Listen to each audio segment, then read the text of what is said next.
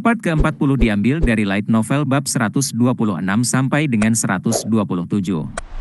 Dua balok mana menembus kuda, segera membunuh mereka. Namun, berkat peringatan Jin, para pengendara mendarat dengan selamat di tanah. Apa-apaan itu? Itu mereka. Jin mengambil sikap bertahan, mengharapkan serangan kedua. Namun, itu tidak segera datang. Sebaliknya, dua bayangan perlahan muncul dari rerumputan tebal. Seorang pria dan wanita. Orang dewasa yang sangat muda, mungkin belum lebih dari 30 tahun. Ekspresi dan menjadi gelap setelah melihat profil mereka. Kalian adalah, oh, Pak Tua dan, apa ini? Apa ini? Bagaimana kamu tahu kami akan datang untuk kamu? Kamu bahkan punya beberapa penjaga? Kamu cukup cerdas. Wanita itu membuka mulutnya terlebih dahulu. Dia memiliki wajah yang terstruktur dengan baik dan lebih tinggi dari pria di sebelahnya. Ekspresinya menunjukkan bagaimana dia pikir situasinya lucu, yang tidak sesuai dengan suasana hati saat ini. Selain itu, dia berpikir bahwa Jin dan Jet adalah pengawal Dan. Beris, wanita itu menyeringai pada Dan yang memanggil namanya. Di tangannya, mana terkonsentrasi berubah menjadi bola angin. Dia adalah penyihir yang telah membunuh korban lunar Sacrifice. Dia bahkan tampaknya belum berusia 30 tahun, namun dia adalah penyihir bintang 8, dan dia bahkan bukan Zipfel. Dia terkejut pada usia muda. Dia adalah seorang jenius yang sangat berbakat, dan Jin bahkan tidak mengenalnya. Bagaimana menurutmu dan mengetahui bahwa kita membunuh saudara-saudara? Pertama mari kita membuat daging giling dari Pak Tua dan, lalu kita bisa menanyai keduanya. Orang bodoh itu tidak mungkin tahu. Orang-orang itu mungkin melakukan penyelidikan pada kami dan menyadari bahwa kami sedang berburu. Beris, bersiaplah. Pria berkerudung itu bukan sembarang pria. Apa maksudmu? Bersiaplah, itu terlalu keras. Kamu pikir mudah untuk menemukan lawan yang membutuhkan fokus penuh kami? Kusan, kehati-hatianmu terlalu berlebihan. Mungkin menjelaskan kurangnya popularitasmu. Beris dan Kusan Marius, anjing pemburu termuda dan terkuat dari Lunar Sacrifice. Jet dengan cemas menatap keduanya sementara dan memeluk putrinya dengan tangan gemetar. Kau bilang mereka Beris dan Kusan. Saya ingin tahu tentang bajingan mana yang mengacaukan bisnis saya. Senang bertemu denganmu. Jin menutupi Bradamante dengan aura, dan Kusan mengeluarkan pedang sebagai balasannya. Tidak seperti Beris, Kusan memiliki wajah yang lurus dan kusam, menunjukkan kehati-hatian. Hehe, aku juga ingin tahu siapa kamu dan apa yang kamu lakukan. Jadi aku senang aku akan segera mengetahuinya. Tapi pertama-tama, kita harus menyelesaikan bisnis kita. Pak Tua dan, keluar sekarang. Lalu kami akan mengampuni putrimu, mungkin? Beris melemparkan bola angin di depannya dan tertawa. Ini mantra angin bintang 4, Wind Blade. Itu sudah cukup untuk merenggut nyawa dan, tapi penyihir bintang 8 biasanya masih menggunakan mantra dengan peringkat lebih tinggi. Sebagai seorang penyihir, Jin tahu mengapa Beris menggunakan mantra tingkat rendah seperti itu. Karena dia menggunakan Hellwind untuk membunuh yang selamat di pagi hari, dia menyimpan mananya. Bahkan jika dia mengira pengawal, aku yakin dia bermain konservatif dari langkah itu. Beris menggunakan Hellwind untuk membunuh para penyintas mungkin karena kepribadiannya yang sangat kejam dan kejam. Dia menikmati pembantaian. Penyihir bintang 8 dengan mana yang cukup akan sulit untuk dilawan. Namun, penyihir bintang 8 yang kekurangan mana atau diambang mana melimpah tidak akan terlalu sulit. Selama mereka bukan bintang 8 yang sangat berbakat. Masalahnya adalah orang itu. Aku yakin dia membunuh yang selamat dengan menggunakan racun, tapi Pedang Kusan adalah pedang panjang yang sangat universal. Orang yang melatih seni pembunuhan biasanya tidak menggunakan pedang sebesar itu. Apakah meracuni hanya salah satu tipuannya? Dan senjata utamanya adalah pedang. Dalam skenario terburuk, dia akan berbakat dalam seni racun dan pedang. Dan tentu saja, Jin harus bertarung sambil mempertimbangkan skenario terburuk. Mungkinkah dia bertarung dan menang melawan orang-orang ini? Sihir bintang 7, ilmu pedang bintang 6, dan energi spiritual bintang 5. Jika lawan kehilangan fokus dan Jin melawan mereka dengan baik, itu mungkin. Tapi jika Kusan juga bintang 8, itu tidak mungkin. Tidak seperti Beris, dia tidak menyia-nyiakan sedikit pun aura. Seperti biasa, saya harus menyiapkan gimmick. Menutup pikirannya, Jin mencoba berbicara. Namun, aku mulai kesal. Aku menyuruhmu untuk keluar dari sini, dasar orang tua yang seperti kecoa. Dari telapak Beris, bilah angin terbang lurus ke arah ketiganya. Jin menciptakan medan kekuatan dengan auranya, dan Beris segera mulai mengucapkan mantra berikutnya. Jet, ya Pak, ambil dan lari. Ya, apa? Tidak mungkin, Pak. Jin mengayunkan pedangnya untuk menangkis bilah angin. Kusan melesat ke arahnya dan membidik bahunya. Orang-orang ini ingin membuatku tetap hidup karena mereka memiliki banyak hal untuk ditanyakan. Kak Dentang. Meskipun tidak menggunakan kekuatan penuhnya, dampak dari ayunan Kusan sangat besar. Bahkan tanpa membandingkannya dengan ukuran apapun, Jin menegaskan bahwa dia adalah bintang 8. Skenario kasus terburuk menjadi kenyataan. Tetap saja, berkat tubuh Rankandel yang diberkati Jin, dia bisa menangkis serangan itu dengan satu tangan. Aku pikir kamu lebih penting daripada Dan, jadi bukankah lebih baik kamu melarikan diri daripada dia? Selain itu, kamu hanya menggunakan satu tangan. Aku merasa seperti sedang dip kamu rendah. Tidak tahu, hidup saya cukup penting, Tetapi saya tidak ingin membiarkan anak itu melihat ayahnya meninggal. Aku lemah di hati. Dentang, SSSK dentang. Pedang Jin dan Kusan berbenturan, percikan api beterbangan kemana-mana. Jet tidak melakukan apa-apa dan hanya menginjak lantai. Oh, tuan muda, lari saja. Dengan keahlian kamu, kamu praktis tidak berguna. Berjuang sendirian akan lebih baik. Entah aku membunuh orang-orang ini atau setidaknya kalian bisa hidup. Aku lebih baik mati bersamamu. Jangan katakan padaku omong kosong tak berperasaan itu, dan persetan saja. Itu adalah perintah. Oh, tuan muda, semoga kamu beruntung.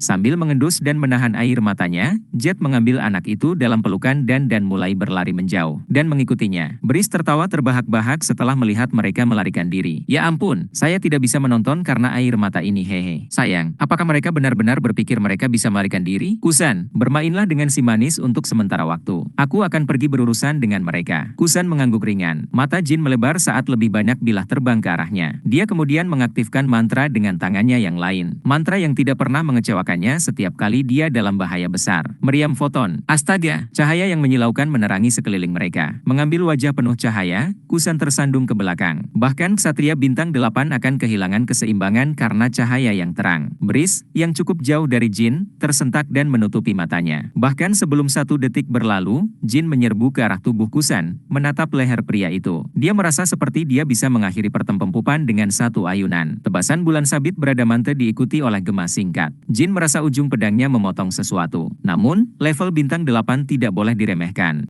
Dia mampu bereaksi terhadap itu, tetes, menetes. Darah menetes dari ujung pedang Jin saat dia mundur, waspada terhadap serangan balik. Pada saat itu, Kusan memulihkan penglihatannya dan memposisikan dirinya kembali. Cih, Jin menebas dada Kusan bukannya tenggorokannya. Namun, melihat bahwa noda darah di mantel yang lain tumbuh dengan cepat, Jin tahu bahwa, untungnya, lukanya tidak dangkal. Kusan, untuk pertama kalinya, keaktifan Brice hilang. Dengan wajah pucat dan terkejut, dia berlari dan merawat Kusan. Dia memelototi Jin. Aku akan benar-benar mencabik-cabikmu, sepotong demi sepotong. Beraninya kau melakukan ini padanya? Mana mulai membanjiri sekelilingnya. Matanya berputar ke belakang kepalanya saat dia berteriak. Dia akan habis-habisan melawan Jin. Namun, Rankandel muda tersenyum dalam hati. Aku yakin dia dalam posisi di mana dia kehabisan mana. Terus kumpulkan banyak. Jika saya hanya memblokir beberapa kali, kamu akan merusak diri sendiri dari mana overflow. Pegangan. Saat Brice mencoba menyerang Jin, Kusan meraih bahunya dan menggelengkan kepalanya. Jangan terburu-buru, Brice. Dia adalah pendekar pedang ajaib. Dia tahu kelemahan penyihir. Selain itu, dia hanya menggunakan sihir ringan. Kita harus melakukannya dengan lambat. Tapi dia, kau tahu luka ini bukan apa-apa. Kami akan mengejar dan nanti. Kita harus berurusan dengan anak ini sebelum mereka pergi jauh. Benar-benar tidak apa-apa. Hidupmu semakin pendek. Kusan adalah masalahnya. Dia kuat, tidak sombong, dan bijaksana. Setelah melihat Photon Cannon, dia tahu aku adalah seorang pendekar pedang ajaib. Bukannya salah mengira itu sebagai efek artefak. Dia orang yang tangguh. Rasa dingin menjalari tulang punggung Jin. 2 bintang 8, dan mereka tidak membuat kesalahan. Jika mereka berhati-hati dengan tipu muslihat Jin, maka kemungkinan menangnya akan menurun. Meskipun Kusan mengalami beberapa kerusakan, dia mengeluarkan botol kaca dan meminum isinya. Hampir segera, pendarahannya melambat. Apa yang dia minum adalah racun. Namun, bagi seseorang yang sangat tahan terhadap racun, itu tidak lebih dari ramuan ilahi. Apakah dia seperti Elder Sister Yona? Orang itu, dia sedikit. Yona Rankandel. Memiliki dia sebagai saudara perempuan, Jin tahu apa yang sedang terjadi. Jika kamu bertemu musuh seperti adikmu Yona, ingat ini, kamu harus menghabisi mereka dalam 1 serangan. Atau yang lain, mereka akan menyembuhkan diri mereka sendiri seperti mereka adalah makhluk abadi. Mereka menggunakan masa hidup mereka untuk menyembuhkan diri mereka sendiri pada saat itu, tetapi itu sangat sulit untuk dihadapi. Sebaliknya, kamu tidak bisa membiarkan luka atau luka kecil. Ketika mereka habis-habisan, mereka memiliki sedikit racun mematikan di senjata mereka. Bahkan dengan ketahananmu terhadap racun, itu masih cukup fatal. Dia ingat percakapannya dengan Luna selama salah satu sesi pelatihan mereka. Dan seperti yang dia katakan, Kusan berdiri setelah menyelesaikan pemulihannya. Pedangnya bersinar dengan kilau hijau muda. Racun dan aura bercampur di pedang Kusan, memancarkan warna hijau yang menakutkan. Tidak ada waktu untuk menangkapnya hidup-hidup, Brice. Perhatikan punggungku. Baik, sebaliknya, jangan terlalu keras. Saya tidak ingin kamu terluka dari anak yang ingin saya hancurkan. Aku akan melakukan apa yang aku bisa. Berlari. Kecepatan Kusan sangat cepat. Pancaran matanya meninggalkan bayangan. Jin juga mendorong kakinya dari tanah dengan pedangnya teracung. Dentang, kedua pedang itu bentrok, dan suara tabrakan yang keras bergema di udara. Mereka hanya bentrok pedang mereka sekali, tapi itu sudah cukup untuk merasakan kekuatan Ksatria Bintang 8, nyata.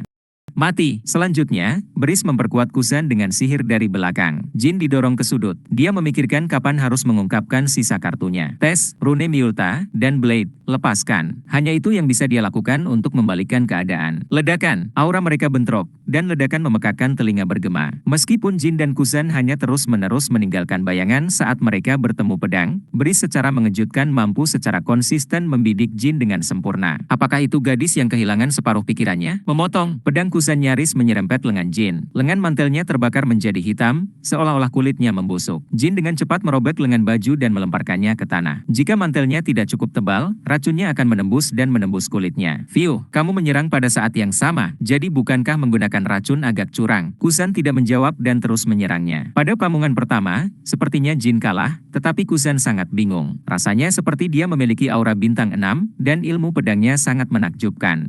Dan kekuatan yang mendukungnya, mungkinkah dia menyembunyikan auranya? Atau mungkin dia seorang pendekar pedang ajaib? Saat dia menjalani pelatihan untuk menjadi anjing pemburu, Kusan mendengar tentang pendekar pedang ajaib yang aktif di masa lalu. Dibandingkan dengan mereka yang hanya tahu satu teknik bertarung fisik atau sihir, pendekar pedang sihir memiliki kekuatan seperti dewa yang bisa mereka gunakan dengan sangat efisien. Dia tidak salah, Jin baru saja memiliki tubuh Rankandel yang diberkati. Namun, jelas, Kusan tidak bisa membuat kesimpulan ini. Breeze juga cukup terkejut. Bajingan licin ini, dia menangkis pedang Kusan dan menghindari mantraku, dan aku bahkan tidak bisa mendekat karena dia bisa mengeluarkan mantra cahayanya. Anak nakal yang paling menyebalkan. Breeze dan Kusan terus-menerus mendorong Jin, dan karena keputusasaan mereka meningkat, mereka mencoba yang terbaik untuk mempertahankan ketenangan mereka. Adapun Jin, di luar keputusasaan, dia merasakan ancaman kematian seiring berjalannya waktu. Mantranya semakin sering. Akurasinya meningkat seiring berjalannya waktu. Jika menjadi lebih baik dari ini, saya tidak punya solusi untuk itu. Meskipun dia kekurangan mana, Breeze juga menunjukkan keahliannya sebagai penyihir bintang 8. Bang, tidak berbeda dengan barisan meriam, angin mana miliknya mencegah Jin melakukan serangan balik. Sayang sekali, tapi kurasa aku harus mengeluarkan kartu asku. Astaga, dari telapak tangan Jin, nyala api biru kecil menjadi hidup, dan Kusan menghentikan serangannya. Penguasa dimensi api, tes. Api biru menkamukan pembukaan portal dimensi. Api biru, sebuah celah terbuka melalui ruang, seolah-olah tirai robek, dan leher panjang tes mengintip keluar. Mata Breeze melebar. Sial, tes. Kusan, menjauhlah darinya. Kamu tidak bisa terkena tekanan. Tekanan, kekuatan khusus yang hanya dimiliki tes. Orang yang mengetahui kekuatan transenden tes adalah si penyihir. Kusan tidak memiliki banyak ingatan tentang teriakannya yang putus asa. Namun, dia juga tahu tentang tekanan. Dia melompat menjauh sambil menyulap sabit pedang, berencana untuk menekan Jin dari jauh sebelum api bisa mencapainya. Bingo, mereka pasti berpikir bahwa Jin akan menembakkan api bertekanan ke Kusan karena membatasi pergerakan ksatria bintang 8 akan lebih efisien. Woos, namun, tes melepaskan api pada target yang berbeda, Breeze. Api biru yang tebal menghantam seperti ombak ke arah penyihir, dan Jin tidak melewatkan tatapan ragu-ragu dari Kusan. Kusan berbalik dan melesat ke arahnya, dan Jin menembakkan sabit pedang ke punggungnya. Aku merasa kamu meremehkanku. Saya seharusnya tidak menjadi lawan yang akan kamu lawan. Kamu, dentang. Jin memunculkan aura yang dia selamatkan saat bertarung membela diri. Aura di sekitar Bradamante menyebar seperti asap. Energi yang dikenal sebagai Blade Mist mencemari lingkungan. Sementara Jin menemani Kusan, tes mengepakkan sayapnya yang besar dan menahan Breeze. Setiap kepakan sayapnya menyebabkan ribuan api kecil terbang menuju penyihir. Kemudian, embusan api biru menghantamnya secara langsung. Mendeteksi bahwa kontraktornya dalam bahaya, tes menghembuskan api yang keras dengan sekuat tenaga. Tangisan mengerikan yang mengaburkan pikiran. Berkeringat di sungai, Breeze menggunakan semua mana untuk mengatur penghalang mana. Aliran darah mengalir keluar dari mulutnya. Mana meluap. Dia akhirnya menghadapi akibat dari membuang mana sambil membunuh korban lunar sacrifice. Tapi itu bagus untukku. Namun, memanggil tes sedikit melelahkan bagi Jin. Berapa lama dia bisa mempertahankan panggilan itu? Mungkin paling lama 10 menit. Jika Breeze jatuh ke mana overflow selama waktu itu, pada dasarnya aku akan kehilangan senjata. Sebuah perjudian, mana Jin baru-baru ini mencapai bintang 7, tetapi dia menggunakannya banyak saat dia menggunakan photon cannon. Karena itu, memanggil tes dan secara bersamaan menggunakan mantra lain membuatnya tegang. Sementara Breeze dikunci, aku harus mengalahkan Kusan. Kalau tidak, aku harus mengakhirinya ketika Kusan pergi untuk membantunya. Yang terakhir adalah skenario yang diinginkan Jin. Rune and Blade Miulta, Unleash masih ada di atas meja, tetapi melawan bintang 8 tanpa tes tidak mungkin. Ekspresi Kusan goyah saat dia ditahan oleh Jin. Sejak Breeze dalam bahaya, Kusan kehilangan ketenangannya. Apakah Apakah dia berisiko mendapatkan cedera dan menyelamatkan Beris, atau apakah dia mempercayai Beris dan membunuh Jin? Setelah beberapa saat merenung, pedang Kusan berkedip. Aku tidak tahu siapa yang mengirimmu, tetapi jika Beris terluka, aku akan membunuhmu dan atasanmu. Maaf untuk memberitahu kamu, tapi saya tidak bergerak berdasarkan perintah seperti kamu anjing. Keterampilan pedang Kusan berubah. Serangannya sampai sekarang terdiri dari ayunan pedang yang mantap. Namun, ayunan berikutnya adalah kebalikannya. Itu adalah ilmu pedang yang benar-benar tidak berdaya, ofensif, dan destruktif. Dia bertekad untuk membunuh Jin, bahkan jika itu berarti menyerahkan dagingnya, bahkan tulang. Kotoran, saya pikir dia akan pergi menyelamatkan penyihirnya. Sebuah kejutan melekamu tubuh Jin setelah menyadari perubahan gaya yang tiba-tiba. Dia dengan enggan mengikuti tempo Kusan, dan lusinan percikan api dari pedang mereka yang beradu menembus matanya. Sangat cepat, pedang tercepat yang pernah dialami Jin. Meskipun demikian, ada lebih banyak peluang untuk menyerang daripada sebelumnya. Jika Jin mengubah lintasan pedangnya, bahkan sedikit saja, dia akan mati. Namun, dia masih melihat kerangka waktu singkat dari celah di mana dia bisa menyerang. Jin ingin menyerang. Meski begitu, saat dia akan mencoba menyerang, pedang racun Kusan akan menebasnya. Masalahnya adalah Jin tidak akan bertahan lama dengan kecepatan mereka saat ini. Jika dia membiarkan satu luka kecil saja, racunnya akan menyebar ke seluruh tubuhnya. Memilih langkah selanjutnya, Jin mengambil setengah langkah ke depan dan mengayunkan Bradamante. Dia berencana mengaktifkan Miltaes Rune dan memotong tenggorokan Kusan. Saat keduanya saling menyerang, Kusan menghindari tusukan dengan menyesuaikan bahunya. Bila hijau gelap Kusan hendak menembus di antara alis Jin. Aktifkan helm, Tong!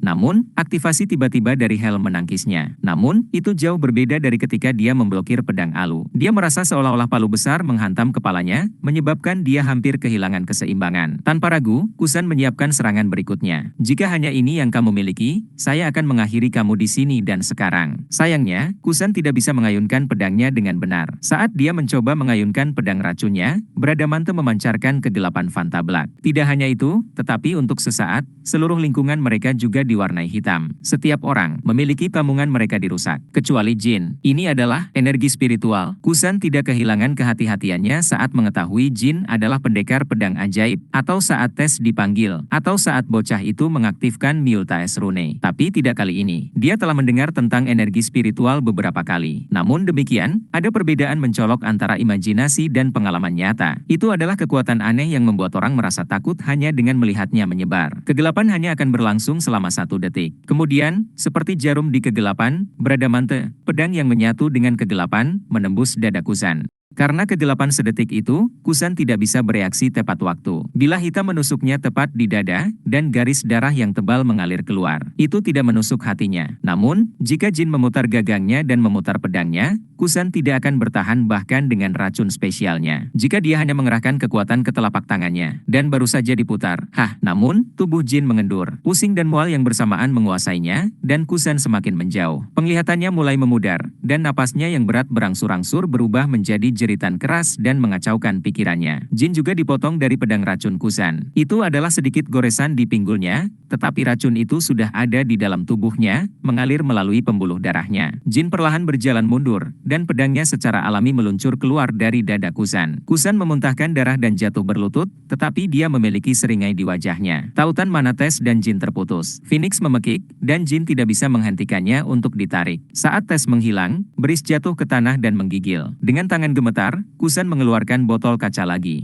Dia meminum racunnya, dan lukanya perlahan menyegel dirinya sendiri. Dia berpikir untuk mengambil nyawa Jin segera setelah dia memiliki cukup energi untuk memegang pedangnya. Aku harus bangun. Atau yang lain, aku ditakdirkan. Celana, terengah-engah, celana. Dengan napas berat, Jin menghunjamkan pedangnya ke tanah dan menjaga keseimbangannya. Jika dia melepaskan pedangnya, dia akan berjuang untuk berdiri. Dia merasa seolah-olah tubuhnya yang telanjang terbakar, tetapi tidak ada satupun teriakan yang keluar. Racun paling beracun. Jika bukan karena tubuh Rankandel yang diberkati, dia pasti sudah mati. Untuk sementara, mereka bertiga tidak bergerak. Jin karena racun, Beris dari mana yang meluap, dan Kusan dari lukanya tidak sembuh terlalu cepat. Di antara ketiganya, Kusan berdiri lebih dulu dengan kaki gemetar, dan Jin nyaris tidak masuk ke posisi bertarungnya. Di sana, tudung hitam, itu pakaian yang digambarkan warga. Yang mulia, itu kemungkinan tersangka. Pemanah, bersiaplah untuk menembak. Satria, ikuti aku. Dari jauh, sekelompok satria menunggang kuda berlari menuju ketiganya. Itu adalah militer dari faksi pangeran yang telah mengejar pelakunya yang bertanggung jawab atas pembunuhan berantai misterius di kerajaan Delki yang dimulai kemarin pagi.